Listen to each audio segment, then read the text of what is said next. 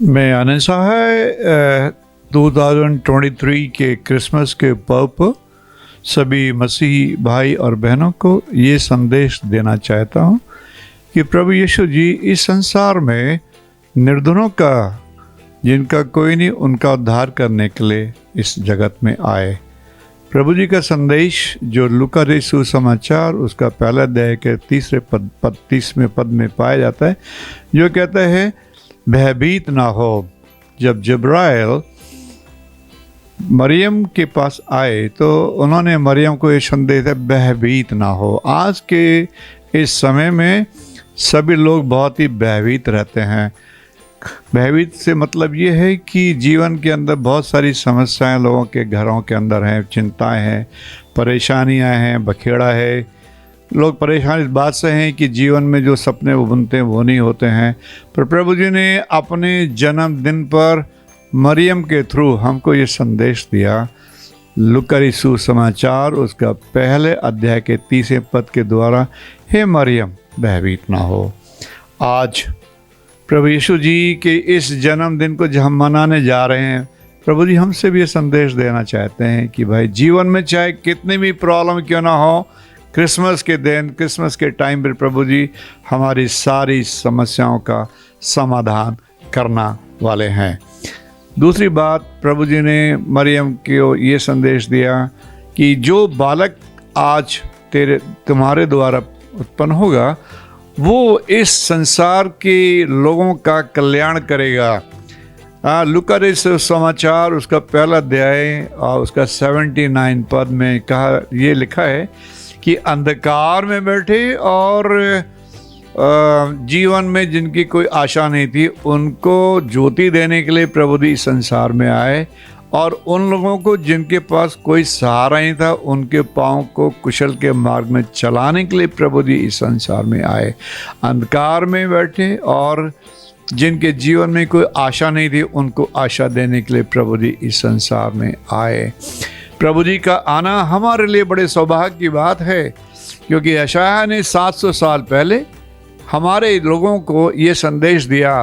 प्रभु जी के जन्मदिन से 700 साल पहले ये भविष्यवाणी की कि एक कुंवारी गर्भवती होगी जो एक बालक को जन्म देगी, जिसका नाम इम्मानुएल रखा जाएगा, अर्थात कि प्रभु हमारे साथ।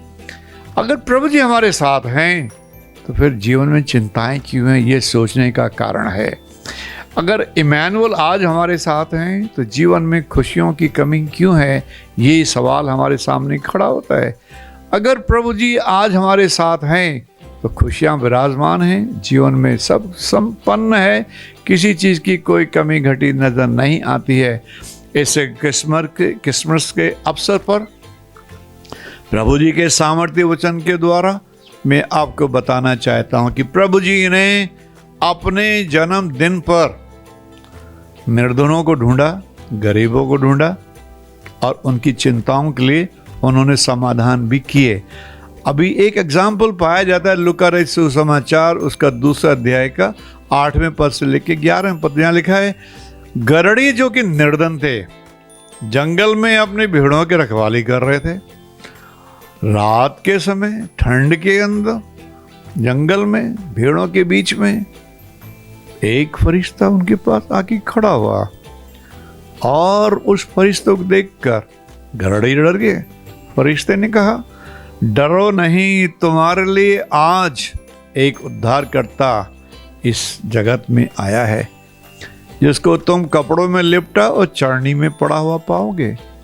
ये संदेश देखकर गरड़ियों को उन्होंने ये बताया कि प्रभु जी अपने जन्मदिन के द्वारा ये बताने की कोशिश कर रहे हैं कि प्रभु जी इस संसार में निर्धनों का कल्याण करने के लिए आए हैं।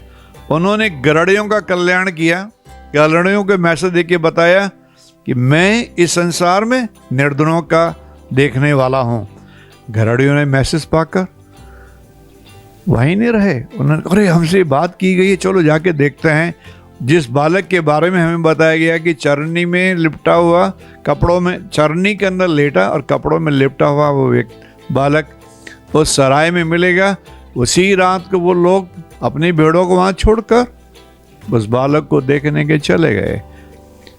पता नहीं वो साथ में क्या लेके गए होंगे, पर जो मैं गैस करता हूँ हो सकता है वो अपने साथ दूध लेके गए हों, मक्खन लेके गए हों, या भेड़ बकरियों के चमड़े लेके गए हों। We don't know, but at least वो रात में ही उस बालक को देखने के लिए गए।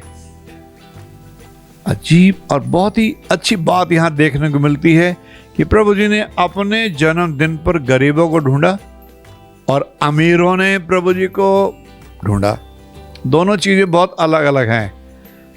जो वाइज मैन, जो ज्योतिषी तारे का ज्ञान रखते हुए यरूशलेम में पहुंचे और बैतलहम में जाकर उस बालक को ढूंढा, ये बताता है कि अमीर लोग, धनी लोग प्रभु जी को ढूंढ रहे हैं, लेकिन प्रभु जी अपने जन्मदिन पर गरीबों को ढूंढ रहे हैं। ये बहुत ही सम्मानजनक बात है हम लोगों के लिए। इस पावन पर्व पर जब हम क्रिसमस का ये त्यौहार मना रहे हैं, मैं सभी मसीहियों को, सभी भाई बहनों को, सभी लोगों को ये संदेश देना चाहता हूँ कि इस जन्मदिन के थ्रू, इस जन्मदिन के द्वारा हमें चिंता करने की ज़रूरत नहीं है। जैसा कि जब्राइल ने मरियम को कहा भयभीत मत हो, हमें भी भयभीत होने की ज़रूरत नहीं है, क्योंकि प्रभु जी हमारे साथ हैं।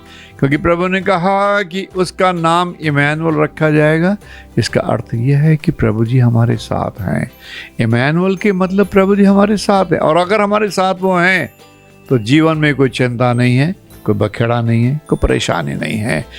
इस क्रिसमस और आने वाले वर्ष में मैं मोजेस न्यूज़ के थ्रू सभी दर्शकों को ये संदेश देना चाहता हूँ कि नव वर्ष में प्रभु जी आपसे कह रहे हैं, अपने डेरे के पट को चढ़ा कर, बड़ा कर, तेरे डेरे के पट बड़े किए जाएं और तेरे दरवाजे बड़े हों।